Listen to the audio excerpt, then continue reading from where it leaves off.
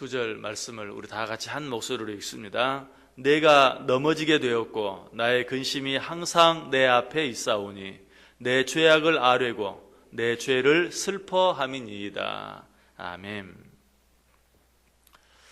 자, 오늘 본문 17절 말씀에는 시인이 지금 현재 처해 있는 상황에 대해서 이야기해 주고 있어요. 지금 시인이 어떤 상황 가운데 있는가? 17절 말씀 보세요. 내가 넘어지게 되었고 나의 근심이 항상 내 앞에 있습니다. 지금 시인의 상황은 너무나 위험하고 힘든 가운데 있어요. 내가 넘어지게 되었다. 몸이 거의 절반이나 기울어서 이제 넘어지는 것은 시간 문제일 뿐인 그런 상황, 넘어지는 것이 너무나 당연한, 넘어지지 않을 수 없는 그런 상황 가운데 있다. 또 내 근심이 항상 내 앞에 있다. 잠깐이라도 잊어버리고 싶은데 잠깐도 잊어버릴 수 없는, 잠깐도 내 머리에서 떠나지 아니하고 여러 가지 염려, 근심, 걱정이 나를 괴롭게 하고 힘들게 하는 그런 상황 가운데 있다. 정말 견딜 수 없는, 견디기 어려운, 그리고 해결하는 것은 더더욱 불가능한 그런 어려움, 그런 상황 가운데 시인이 처해 있어요. 자, 이런 상황 가운데 시인은 어떻게 합니까? 18절 보세요. 내 죄악을 아뢰고 내 죄를 슬퍼함이니이다. 지금 인간의 방법으로는 어떻게 해볼 수 없는 그런 상황 가운데서 시인은 하나님 앞에 기도해야 할 때인 줄 알고, 무엇보다도 자기의 모든 죄를 고백하며 기도해야 할 때인 줄 알고 하나님 앞에 자기의 모든 죄악을 아뢰고 또 그 죄로 인해서 슬퍼하고 있는 그런 모습을 보게 돼요. 이런 시인의 태도는 1절부터 4절까지 있는 말씀 속에서도 이미 나타나 있었죠. 제가 다시 한번 1절부터 4절까지 말씀 읽어보겠습니다. 여호와여, 주의 노하심으로 나를 책망하지 마시고 주의 분노하심으로 나를 징계하지 마소서. 주의 화살이 나를 찌르고 주의 손이 나를 심히 누르시나이다. 주의 진노로 말미암아 내 살에 성한 것이 없사오며 나의 죄로 말미암아 내 뼈에 평안함이 없나이다. 내 죄악이 내 머리에 넘쳐서 무거운 짐 같으니 내가 감당할 수 없나이다. 1절부터 4절까지 있는 말씀에서도 시인은 지금 여러 가지 많은 어려움, 자기가 당하는 어려움이 자기의 죄악으로 말미암은 것을 인정하면서 하나님 앞에 그 죄를 고백하고 있는 것을 보게 되는데, 오늘 18절에도 똑같이 또 한 번 그렇게 하고 있어요. 내 죄악을 아뢰고 내 죄를 슬퍼함이니이다. 여러분, 이런 태도야말로 진정한 믿음의 태도입니다. 그리고 이런 태도야말로 진정으로 기도하는 자의 태도예요. 무엇보다 이런 태도야말로 정말 용기 있는 태도예요. 물론 이 세상에 죄 없는 사람이 한 사람이라도 있다면 그 사람이야말로 정말 진정한 믿음의 사람이죠. 그리고 진정으로 기도하는 사람이고 또 진정으로 용기 있는 사람일 것이, 그러나 그런 사람이 하나도 없어요. 이 세상에 있는 모든 사람이 다 죄인이. 그렇다면 그 가운데서 진정한 믿음을 가진 사람은 어떤 사람인가? 자기의 죄를 자기의 죄라고 인정할 줄 알고 무엇보다 그 죄를 하나님 앞에서 고백하고 자복할 수 있는 자, 특별히 자기가 당하는 그 모든 어려움이 내 죄 때문입니다 라고 말할 수 있는 자, 이런 자가 진정으로 믿음 있는 자요, 진정으로 기도하는 자다라는 것이. 그래서 사도 요한은 스스로 죄 없다 하면 스스로 속이는 것이다 라고 그렇게 말했죠. 또 요한일서 1장 8절에 만일 우리가 죄가 없다고 말하면 스스로 속이고 또 진리가 우리 속에 있지 아니할 것이다. 그런 자 속에는 진정으로 예수 그리스도께서, 하나님의 말씀이 그 안에 거할 수 없다, 있을 수 없다. 그러므로 자기 죄를 자기 죄로 뉘우치고 회개하며 고백할 수 없는 자는 진정한 믿음의 사람이 아니, 정말 내가 예수 그리스도를 믿고 있다고 말할 수 없어요. 왜? 그런 자 속에는 진리가 없다, 진리가 거할 수 없다라고 이야기하고 있기 때문이에요. 이 말을 좀 쉽게 말하면 이런 자는 하나님을 믿는 자로서 마땅히 누려야 될 그 어떤 기쁨도, 그 어떤 자유함도, 그 어떤 축복도 누릴 수 없다라는 것입니다. 그러나 자기의 죄를 죄로 인정하고 고백하며 회개하는 자는 하나님으로부터 놀라운 은혜와 축복을 경험할 수 있게 돼요. 그래서 예수님께 친히 말씀하시죠. 마태복음 5장 8절에서 마음이 청결한 자는 복이 있나니 그들이 하나님을 볼 것이다. 여러 번 말씀드렸어요. 이 말은 죄 없는 자는 복이 있나니 하나님을 볼 것이다, 그런 말이 아니라고 그랬죠. 왜? 죄 없는 자는 하나도 없기 때문에. 그럼 여기서 말하는 마음이 청결한 자는 뭐예요? 자기 안에 있는 죄를 죄로 인정할 줄 아는 자가 마음이 청결한 자예요. 그리고 어떤 어려운 가운데 있을 때 주여 내 죄 때문입니다 라고 고백할 수 있는 자가 마음이 청결한 자예요. 그런 자가 어떻게 된다고요? 하나님을 본다. 이 말은 육신의 눈으로 하나님을 본다는 게 아니, 하나님을 늘 경험한다. 하나님의 사랑을 늘 체험한다. 하나님의 은혜를 늘 받아 누린다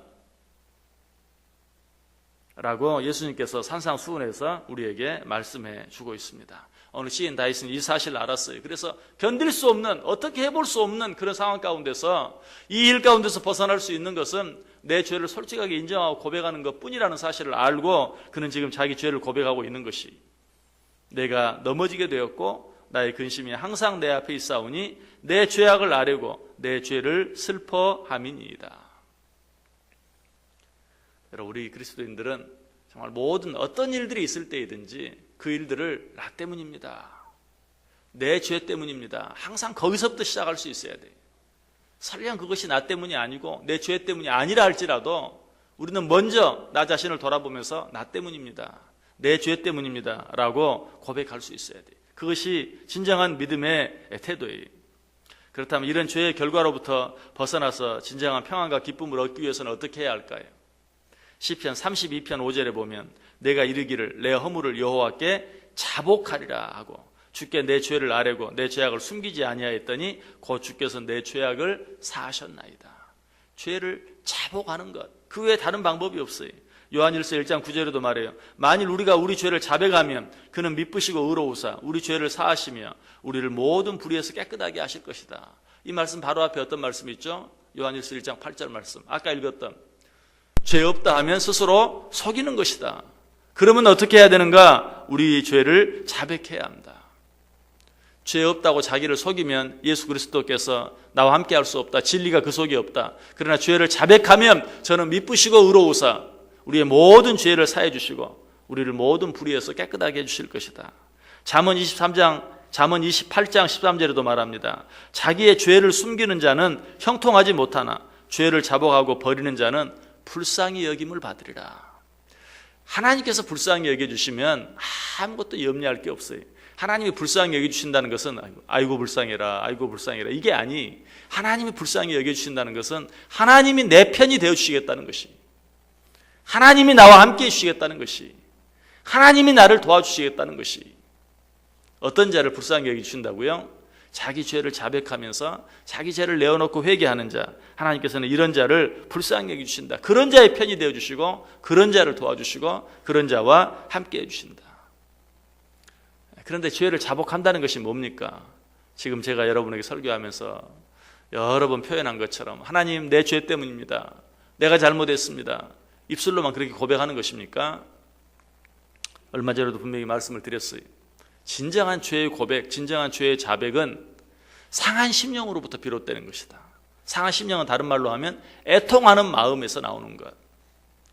그래서 성경은 또 말해요. 애통하는 자가 복이 있다라고 말해요. 왜? 애통하는 마음으로 죄를 자백하고 고백하는 자가 죄의 용서함, 진실로 죄의 용서함을 받을 수 있기 때문에 자기의 죄로 인해서 슬퍼하는, 애통해하는 상한 심령이 있어야 돼요.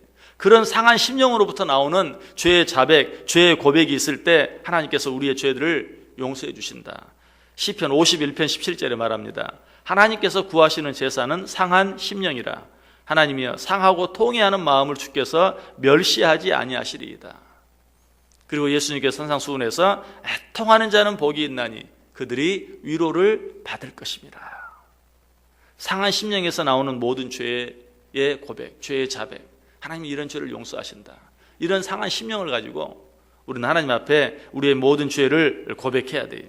자, 그런데 이런 상한 심령으로 내 죄 때문이라고 죄를 고백하기만 하면 그것이 진정한 죄의 자백이 됩니까? 진정한 회개는, 진정한 죄의 고백은 반드시 다시는 그런 죄를 짓지 않겠다는 결단, 의지적인 결단이 따라와야 돼요. 혹 다시 짓게 된다 할지라도 지금만큼은 진실로 내가 다시는 그런 죄를 짓지 않겠노라고, 그런 자리에 이르지 않겠노라고 진실로 마음에 다짐하고 하나님과 약속하는 그런 의지적인 결단이 있어야 돼요. 우리 한국 초대교회에 놀라운, 정말 신약시대 그 초대교회에 놀라운 부흥의 역사가 일어났던 것처럼, 성령의 역사가 일어났던 것처럼 우리 한국교회 초대교회에도 그런 놀라운 부흥의 역사가 일어날 수 있었던, 성령의 역사가 일어날 수 있었던 이유는 진정한 회개가 있었기 때문이. 복음이 들어오고 그들이 예수를 믿게 되면서 성경이 죄라고 말한 것들은 즉시로 버리는, 당시만 해도 어때요? 첩을 데리고 사는 것이 그렇게 큰 죄가 아니었어요. 권세가 있고 돈이 있으면 첩을 데리고 사는 것은 당연한 것이었어요. 아무도 손가락질 안 해요. 오히려 부러워해요. 그런데 성경이 죄라고 말하니까 즉시로 첩들을 다 먹을 것 줘서, 집 줘서 내보내는 그런 회개의 역사가 일어났어요. 양조장을 하던 사람이 술을 마시는 것은 죄다라고 말하니까 즉시로 양조장까지도 다 폐업하고 하지 않는, 술 장사를 그만두는 그런 운동들이 평양에서 일어났어요. 그런 진실한 회개, 내가 죄인입니다, 나 때문입니다, 입술로만이 아니라 정말 행동이 뒤따르는 그런 회개 운동이 일어났을 때 놀라운 부흥의 역사가 일어나고 성령의 역사가 평양에 일어났던 거예요. 평양 대부흥 운동이 일어났어요. 여러분 속에 이런 놀라운 부흥의 역사, 성령의 역사가 일어나길 원하세요?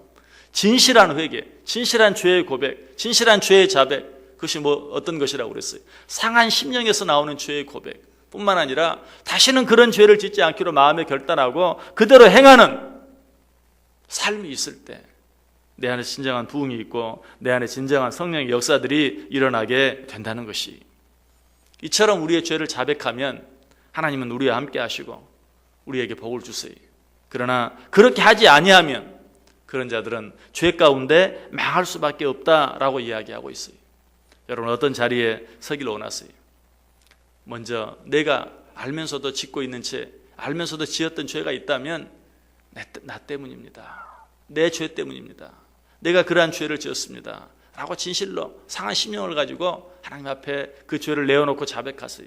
그리고 다시는 그런 죄를 짓지 않기로 다짐하고 결단하고 그런 죄를 지을 수 있는 자리에는 아예 처음부터 가지도 않고 그런 죄를 지을 수 있는 사람과는 아예 처음부터 만나지도 않고 하는 그런 노력, 내가 지금 당장 버려야 할 것들은 버리고 떠나야 할 것들은 떠날 수 있는, 그렇게 함으로 오늘 시인이 받아 누렸던 그런 은혜와 축복, 또 그렇게 회개하는 자들이 받아 누렸던 그런 은혜와 축복들을 받아 누릴 수 있는, 정말 예수 믿는 자들만이 누릴 수 있는, 아니 예수 믿는 자들은 반드시 누려야 되는 참 자유함과 기쁨과 평안함을, 그리고 우리 힘으로는 도무지 해결할 수 없는 문제들을 주님께서 대신 해결해 주시는, 주님께서 대신 위로해 주시는 그런 은혜와 축복을 받아 누리며 살아갈 수 있는 저와 여러분 꼭 될 수 있기를 주님의 이름으로 간절히 축원합니다. 기도하겠습니다.